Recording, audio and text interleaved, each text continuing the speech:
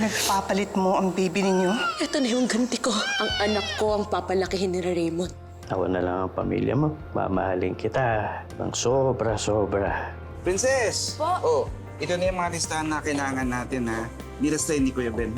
Sige po. Parang familiar sa akin itong sulat niya. Oh, thank you ko sa'yo para sa pagtulong mo gumawa ng sulat. Basta sir, pag kailangan mo uli ng gagawa ng sulat, sabihan mo lang ako. Hindi na siguro. Benar, huli na to. Tay, huwag na po kayo magsinungaling sa akin. Si nanay po ba yung nagpapadala sa akin ng mga to o kayo?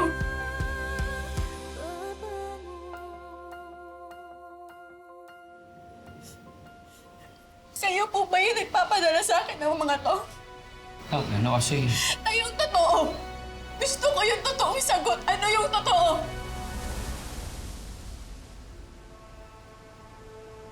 Siyempre, nak.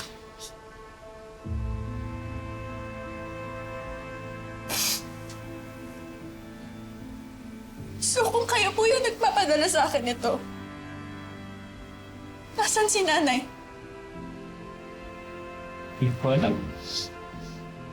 Hindi ko alam nasan ang nanay mo. Tay, paano hindi niyo alam kung nasan si nanay?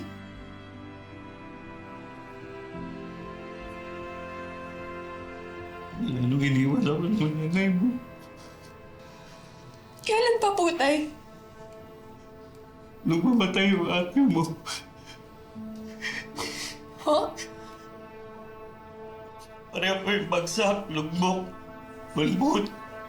Napabaya ako na kayo sarili mo. Gabi-gabi na lang lasing ako. Uwiin mo mo. Siguro napagod siya, nakita niya na ayaw niyang pinapahirapan ko yung buhay ko ng gano'n. Sinisira ko yung buhay ko ng gano'n. Kaya iniwan na lang niya ako siguro. Kabala nun. Wala nun, hindi na bumalik nanay mo eh. Pero tay, 17 years ago na yun, bakit hindi niyo sinabi sa akin yung totoo? Dahil ayoko masaktan ka na. Ayoko kasi isipin mo na inabandon ako eh. Ayoko lumaki ka na. Pagkaramdam mo may kulang sa'yo. Ganong sinungaling po kayo sa akin? Pinaniwala niyo ako na sinusulatan ako ni nanay? Nung wala nang nagtanong ka tungkol sa nanay mo, ano ba isasagot ko na? Kayong totoo! Mas matatanggap ko pa yung totoo kaysa ganito na pinagmukha niyo akong tanga buong buhay ko! Sorry na. Na!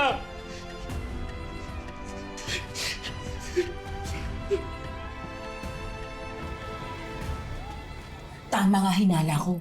Matagal nang hiwalay yan si Dado tsaka si Lupe. Naku, merong matinding dahilan yan eh. Kaya hindi na umuwi si Lupe sa bahay ninyo. Mabugatong pa. Bakit di ko na-realize na nagsisinungaling sa akin si tatay? Ang tagal-tagal kong naniwala. Lahat ng sulat peke lang pala. Yung mga litrato na inedit lang pala lahat ng panusot niya. Bata ka pa nun. Anong alam mo, di ba? Saka sino ba naman mag-aakala magsisinungaling yung sarili mong tatay sa'yo? Alam mo, Princess, hindi sa pinagtatanggol ko ang tatay mo, ha?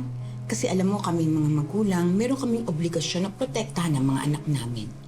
Baka kaya lang nagawa ng tatay mo yun kasi ayaw ka niya masaktan. Pag nalaman mong iniwan ka na ng nanay mo. Pero hindi po ba karapatan kong malaman yung totoo? Anak po ako'y dapat alam kong nasalit kung anong nangyayari sa nanay ko.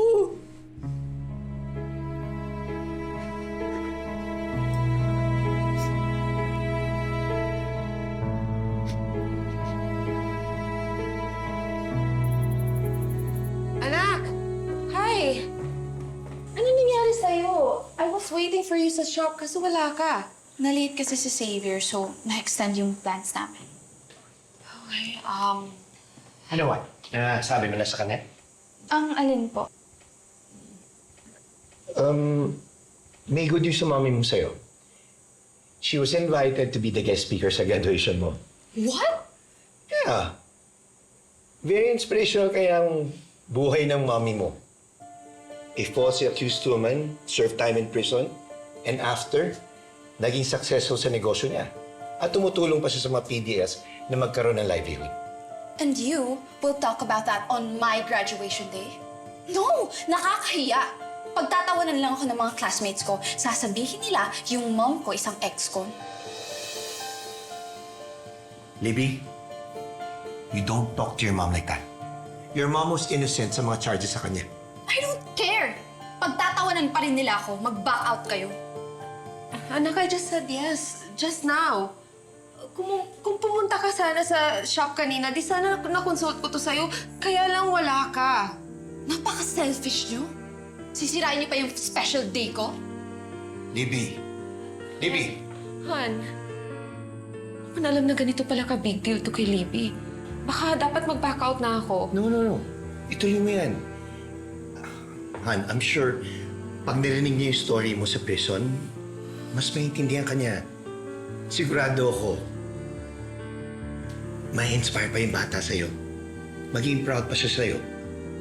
Okay? Just go for it. Tuloy mo yan.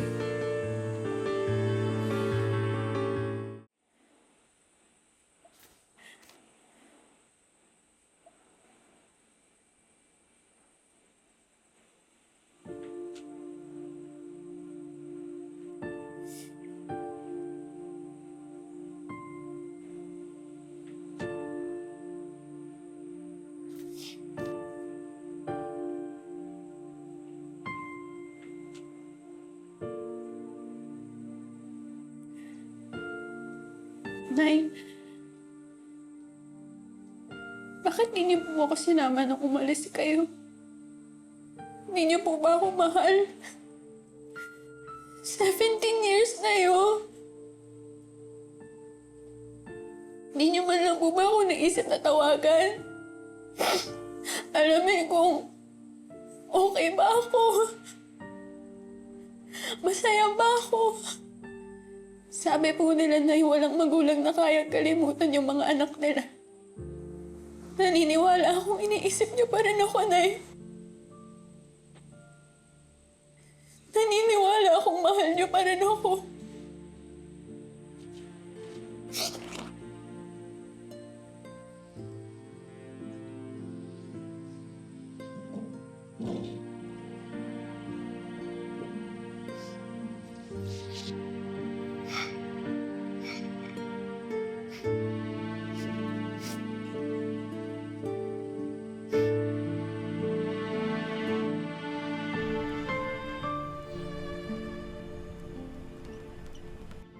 Darling.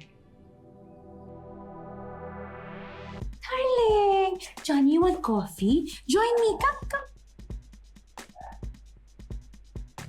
Coffee tayo? I have a gift for you. I love gift! Patingin ha? Ikaw talaga, Johnny.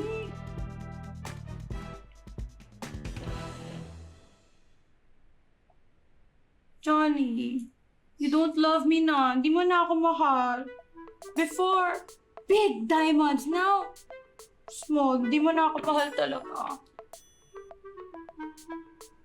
Of course I love you. Let me get you a bigger diamond. Really? But I also want something in return. Ano yun? I want us to have a baby. No! Ayoko! I will not have a baby again. Again, did you have a baby in the past? No! Remember, before, I took care of baby in Hong Kong. I'm tired. Me na lang your baby, darling. I'll be your baby, okay? Ha, darling?